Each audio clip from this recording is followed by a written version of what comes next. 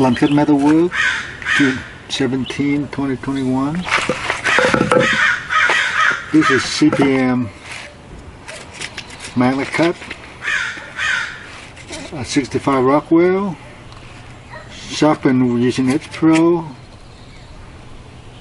at 15 degrees precise, and ended at 1K diamond plate.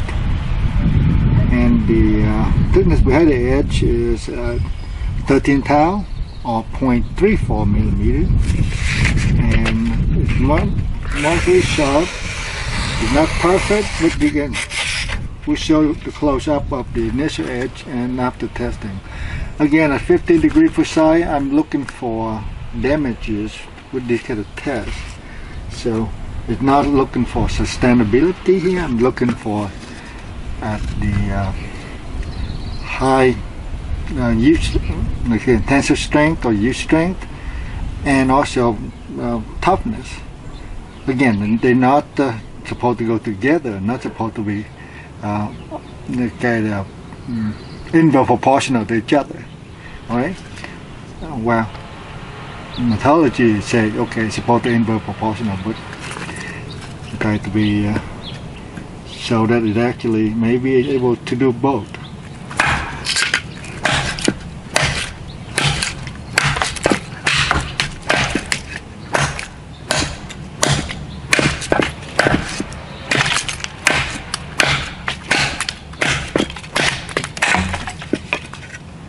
So standard 2x4, it's just, you know, and this is dry eucalyptus. Again, very hard wood. I could chop here and go like this, but easier to use. If I chop like this over here, there tends to deflect, so the edge can go wonky sometime because it doesn't have even both sides. But I can do that. On this,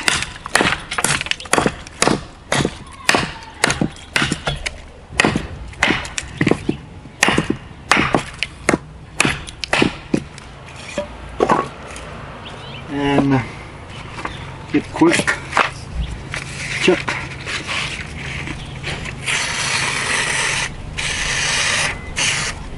And that just hesitate because the wind blows, because I didn't do anything out here anyway, so see, way out there, just okay. So that two chop is fine. And for this thing I will chop rosewood.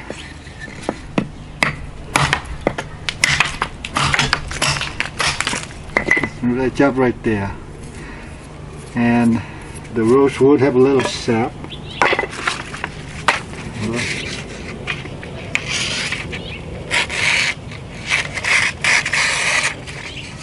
It has to stay way out there too, so it's not like I did anything way over there. Sometimes these things get a little dirty, that's all, and also the wind.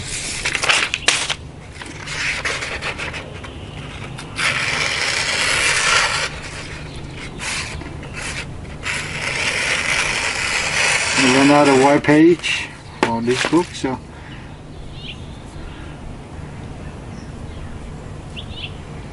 I don't see any reflections. Alright. Well, this is the part that lignum vitae, Argentine lignum vitae. This edge here is way too thin, but we'll see. I will try to be sort of nice to it.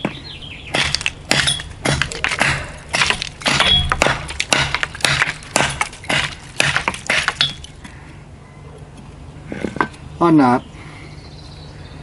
So it took some damage.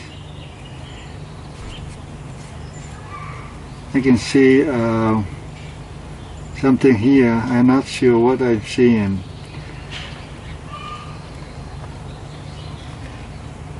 Anyway, I mean, I will close up whether or not this, with the way the damage, or more like the what it come from when I test previously and for chopping nail, and sometimes that I didn't clean up the edge enough, reprofile enough, so maybe I would chop in here a little bit and check and see if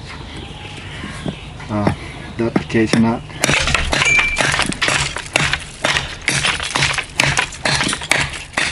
Otherwise, you know, it's not really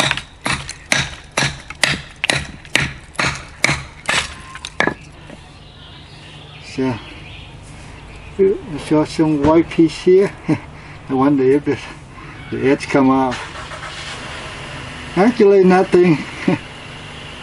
So this over here is come from previous tests that I did not reprofile the edge enough.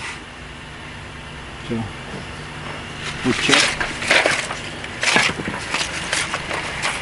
Chopping nail is pretty brutal, so, and sometimes that the shock already show a little, you know, damage.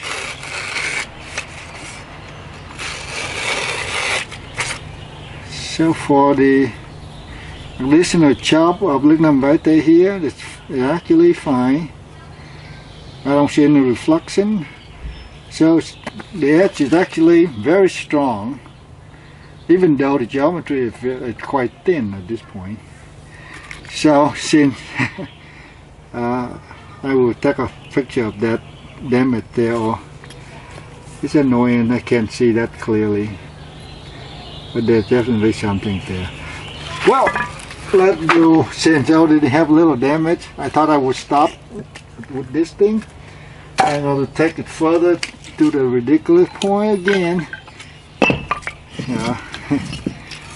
My anvil and 16D nail, and I will do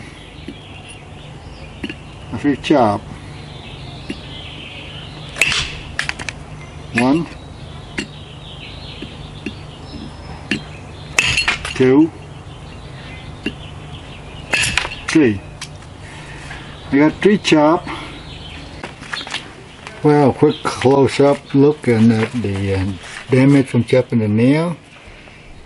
This is, I think, they coincide with the previous something off, so I would ignore this one because that damage from previous tests, and then it lead to this weird thing.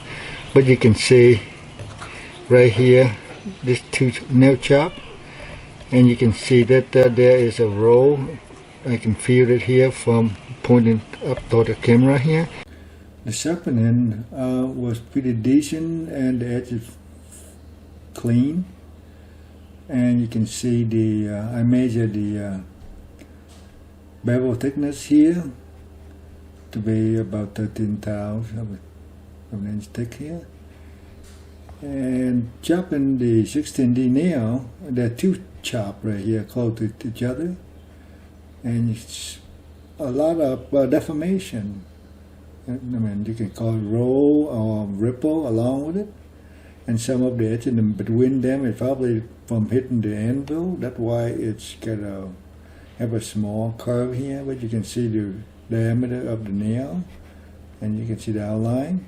So on the back side or the other side of it, and flip it around, you can see clearly also the how it roll and bend or deflected sideways. It's very tough edge.